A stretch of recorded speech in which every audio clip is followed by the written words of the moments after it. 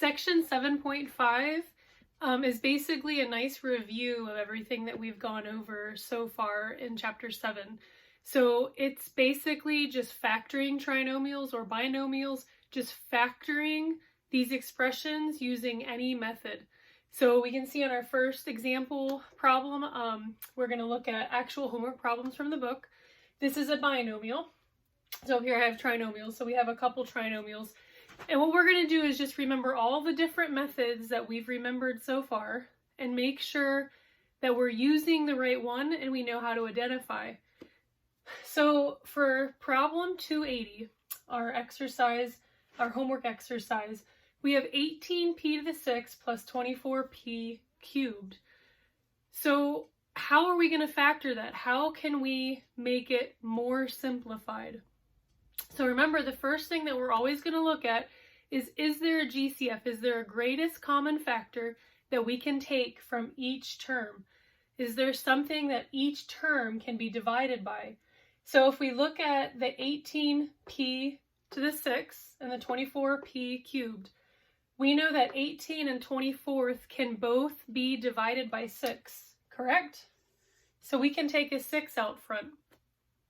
And if we look, we have 6 p's in the first term and we have 3 p's in the last term. So we can divide each term by at least 3 p's, correct? So we can take out a GCF of 6p cubed.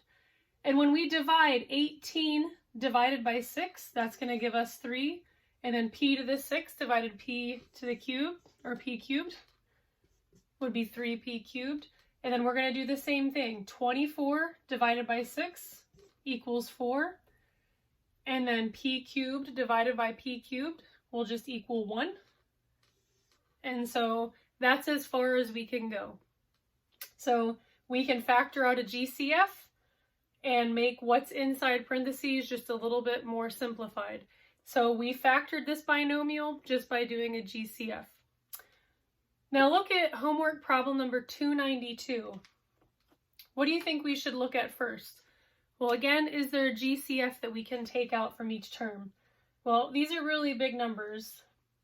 And the first thing that I notice about it is that the first term is a perfect square and the last term is a perfect square. So that makes me remember my special products. So there's not a GCF that I can see right away that's going to come out from each of these, because the first thing I see is there's a b squared here, there's only one b here, and there's none here. So we can't factor out a b. And I don't know if there's a GCF of 49 would be 7. 7 doesn't go into 64, and I don't think it goes into 112 just off the top of my head. But what I do recognize is those properties of the perfect square trinomial. So the first term, perfect square, last term, perfect square, and that last sign is a plus sign. So those are my criteria or qualifications to make it a perfect square trinomial. So if we remember how to do that, we can just have one set of parentheses and then have a square outside. Take the square root, the perfect square root of the first term, so 49, the square root of that would be 7, and then the square root of b squared would just be b. Our sign says that the signs are the same, obviously, so we're going to jump back to see that this is a negative, so what's going to go in here will be a negative. And then the last term, if you take the perfect square root of 64, that would be 8. So how do we get the middle term? How do we make sure that this is correct?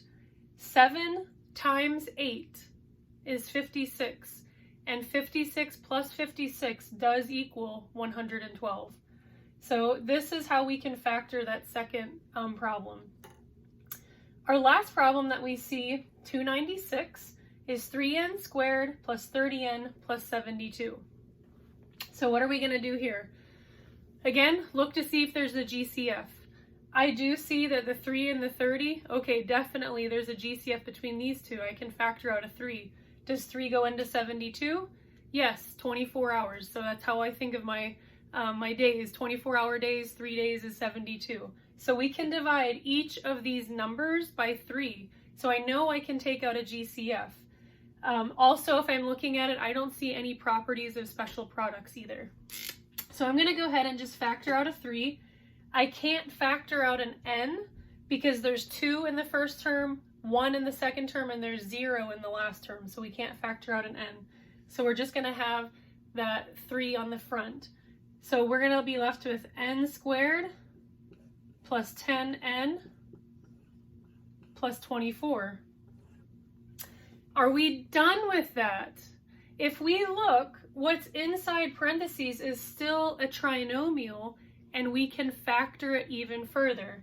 So when we factor this n squared plus 10n plus 24, we're going to end up with a 3 on the outside, and then 2 sets of parentheses, where each set is going to start off with an n, because our trinomial starts with n squared. Our signs are the same. Jump back to see that the signs are positive.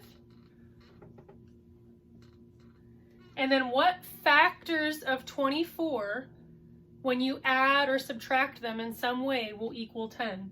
Well, 6 and 4. 6 times 4 equals 24, and 6 plus 4 equals 10. So when we factor this trinomial completely, we used a GCF, and we went ahead and did trinomial factoring to get the answer.